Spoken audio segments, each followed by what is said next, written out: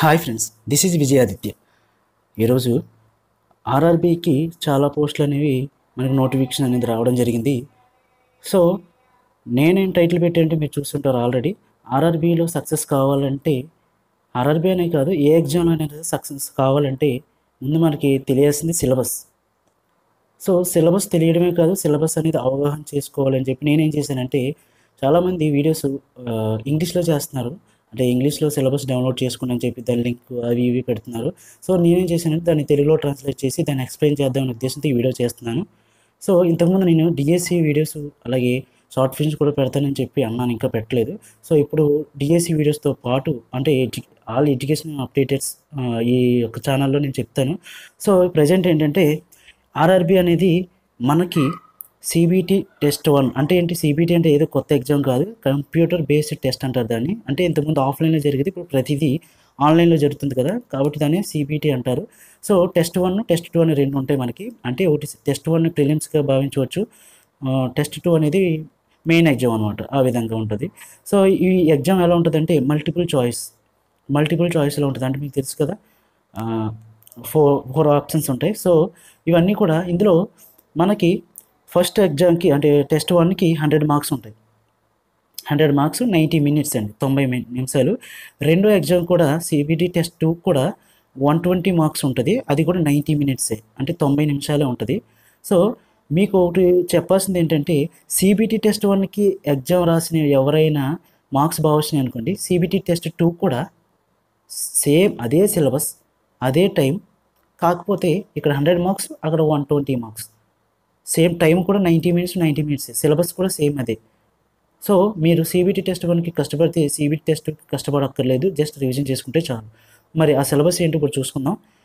ఈ సిలబస్ అనేది మీరు గ్యారంటీగా ఫాలో అవుతే ఏ బుక్స్ దొరుకుతాయి, నెక్స్ట్ ఏంటి, అవి నెక్స్ట్ వీడియోలో చెప్తాను. అవన్నీ ఏ బుక్స్ రిఫర్ చేస్తే బాగుంటుంది, టెక్స్ట్ బుక్స్ చదవాలా, మెటీరియల్ చదవాలా, ఏ చదివితే గుడ్ మార్క్స్ వస్తాయని నేను తర్వాత చెప్తాను. దానికి కోచింగే కావాలా, లేదంటే ఇంటి దగ్గరే చదివితే సరిపోతుందా, ఓన్ ప్రిపరేషన్ కావాలా, సో ఇవన్నీ నేను తర్వాత వీడియోలు చేస్తాను. ప్రజెంట్ మీకు ఏంటంటే సిలబస్ అనేది అవగాహన చేసుకుంటే కానీ మనం నెక్స్ట్ స్టెప్ అనేది చేయలేం కాబట్టి, సో ఫస్ట్ మనకి ఇందులో అన్ని ఎగ్జామ్స్ లాగే, పోటీ పరీక్షల్లాగే జనరల్ అవేర్నెస్ ఉంటుంది, అలాగే రీజనింగ్ ఉంటుంది, మ్యాథమెటిక్స్ ఉంటుంది. మరి జనరల్ అవేర్నెస్లో ఏమేమి టాపిక్స్ వస్తాయంటే జీకే వస్తుంది, కరెంట్ అఫైర్స్ వస్తుంది, సోషల్ వస్తుంది, అన్నీ వస్తాయి. సో అవి ఏంటంటే ఇక్కడ చూడండి, నేను చదువుకుంటూ వెళ్తాను ఫాస్ట్గా, కొంచెం వీడియో లెంత్ అవుతుంది కాబట్టి. భారతీయ సాహిత్యం, నెక్స్ట్ స్మారకాలు మరియు భారతదేశం యొక్క ప్రదేశాలు, జనరల్ సైన్స్ మరియు లైఫ్ సైన్స్. అంటే ఏంటి? నిత్య జీవితంలో సైన్స్. అంటే అర్థం ఏంటంటే, ఇప్పుడు సపోజు జ్వరం వచ్చిందనుకోండి, దాని సాధారణ ఉష్ణోగ్రత ఎంత, మానవుని సాధారణ ఉష్ణోగ్రత మామూలుగా నార్మల్గా ఉన్నప్పుడు దాని ఉష్ణోగ్రత ఎంత. సో ఇవన్నమాట జనరల్ సైన్స్ అంటే, అవి కష్టమేం కాదు. అలాగే భారతదేశం యొక్క చరిత్ర మరియు స్వాతంత్ర పోరాటం తెలుసు కదా, గాంధీ గారి గురించి, సుభాష్ చంద్రబోస్ ఇవాళ. అలాగే ఫిజికల్, సోషల్, జాతీయ మరియు అంతర్జాతీయ ప్రాముఖ్యత చెప్పాను కదా, జీకే అండ్ కరెంట్ అఫైర్స్, ఆటలు మరియు క్రీడలు, India and world, Indian polity and governance, Indian polity and government, Indian polity and government, భారతదేశంలోని space and nuclear programme, UN మరియు ఇతర ముఖ్యమైన world organisations, environmental issues in India and world. అంటే ఇండియాలోను మరియు ప్రపంచంలో. అంటే ఏంటి? ఇవన్నీ కూడా జీకేలో కరెంట్ అఫైర్స్లోకి పోతాయి అన్నమాట. కంప్యూటర్ అప్లికేషన్స్, సాధారణ సంక్షిప్తీకరణలు, అంటే తెలుసు కదా సంక్షిప్తీకరణలు అంటే ఎక్స్పెండేషన్స్, అవి సంక్షిప్తీకరణలు, ఇవన్నీ కూడా. భారతదేశంలో రవాణా వ్యవస్థలు, అలాగే భారతీయ ఆర్థిక వ్యవస్థ అంటే ఎకనామిక్స్, ఇండియన్ ఎకానమీ అంటారు. అలాగే భారతదేశం మరియు ప్రపంచ ప్రసిద్ధి చెందిన వ్యక్తులు.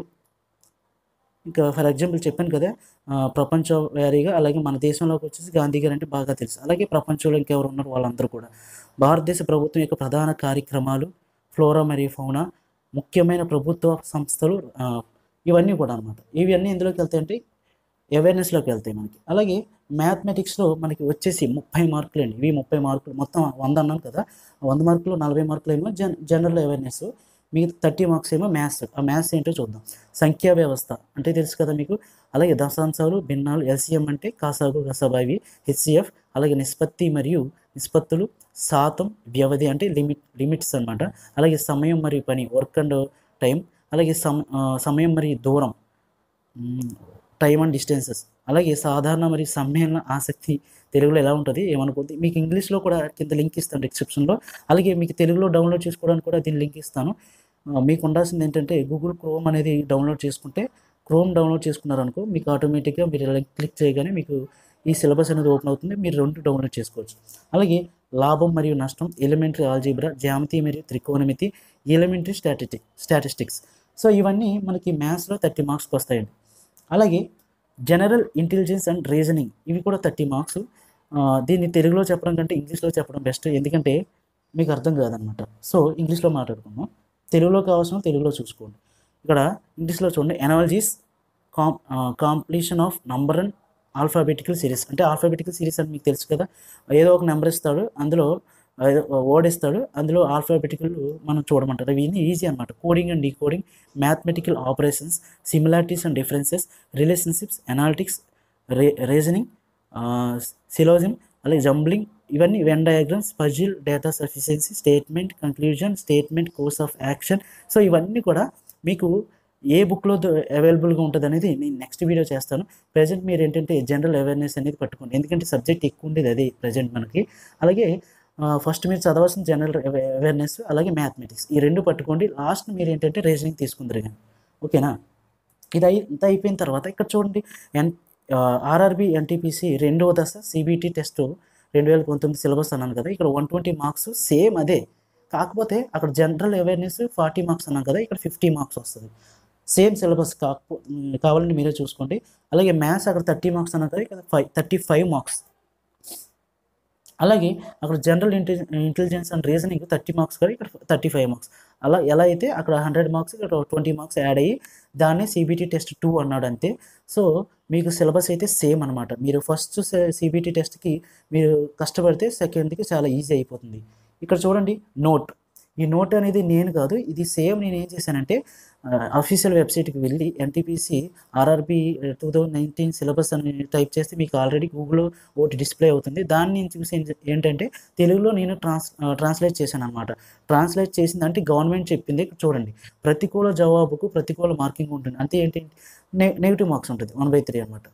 మీకు అందరికీ తెలిసిందే కదా, సెంట్రల్ గవర్నమెంట్ ఏదైనా సరే నెగిటివ్ మార్క్స్ ఉంటుంది. ఇక్కడ కూడా ఈ ఉదాహరణకి ఇక్కడ ఇతను గవర్నమెంట్ వాడు ఏమంటున్నారు చూడండి, కొన్ని మునిపటి సంవత్సరం ప్రశ్నాపత్రాలను పరిష్కరించడం ద్వారా మీ అభ్యసనాన్ని ప్రారంభించండి. అంటే ఏంటి, మీకు సిబిటి టెస్ట్ 1 అంటే ఇప్పుడు ప్రజెంట్ అందరికీ కొత్తగా ఉంటుంది. అంటే ఇంతకుముందు డిఎస్సి ఎగ్జామ్ రాసిన వాళ్ళు ఉంటారు, లేదా వేరే ఎగ్జామ్స్ రాసిన వాళ్ళు ఉంటారు. కానీ ఆర్ఆర్బి ఎగ్జామ్ ఎప్పుడు ఫస్ట్ నుంచి రాయని వాళ్ళు ఉన్నారు. కాబట్టి ఇక్కడ గవర్నమెంట్ వాడు ఏమంటున్నాడంటే స్వయంగా మీరు ఇంతకుముందు ప్రీవియస్ పేపర్స్ అనేవి విజిట్ చేయండి, అప్పుడు మీకు క్వశ్చన్ ఫార్మేషన్ అనేది ఏ క్వశ్చన్ ఏ సిలబస్ నుంచి ఎక్కువ క్వశ్చన్స్ అడుగుతున్నట్టు తెలుస్తుంది అని చిన్న మీకు హింట్ ఇచ్చాడనమాట. సో ఇదంతా కూడా గవర్నమెంట్ కూడా చెప్పిందే నేను మీకు టైప్ చేసి పెట్టాను ఇక్కడ. సో నా సొంతంగా అయితే కాదు, కాకపోతే గవర్నమెంట్ కొంచెం మనకు అనవసరమైన మ్యాటర్ కూడా ఎక్కువ ఉందని చెప్పి నేను దాన్ని ఎడిట్ చేసి ఓన్లీ మెయిన్ మ్యాటర్ మాత్రమే నేను మీకు ట్రాన్స్లేట్ చేశాను.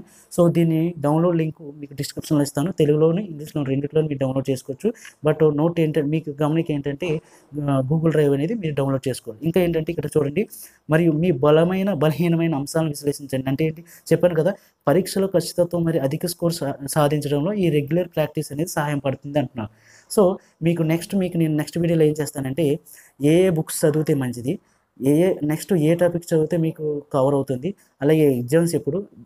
ఇంతకుముందు డిఎస్సికి ఎలా అయితే నేను ప్రతి ఇన్ఫర్మేషన్ డే బై డే ఎలా అయితే నేను అప్లోడ్ చేసేవాడినో, ఈ రోజు నుంచి మీకు ఆర్ఆర్బి ఎన్టీపీసీ సంబంధించి సిలబస్ మీద ప్రజెంట్ వీడియో చేసింది కాబట్టి దీన్ని ఎలా చదవాలి, ఏ బుక్స్ చదవాలి, అలాగే మీకు దీని క్వశ్చన్ పేపర్ మోడల్ పేపర్ ఏ విధంగా ఉంటుంది, నెగిటివ్ మార్క్స్కి వచ్చేటప్పుడు మీ మార్క్స్ పోకుండా అధిక స్కోర్ రావాలంటే ఏం చేయాలి, ఇవన్నీ కూడా మీకు తెలియాలంటే మ్యాక్సిమం మీరు గ్యారంటీగా ఏంటంటే కింద రెడ్ కలర్ బటన్ ఉంటుంది, దాన్ని సబ్స్క్రైబ్ చేసుకోండి. దీనివల్ల మీకు లాస్ అనేది ఏం లేదు, ఉపయోగం అయితే ఉంటుంది. గ్యారంటీగా మీకు నోటిఫికేషన్ అనేది వస్తుంది.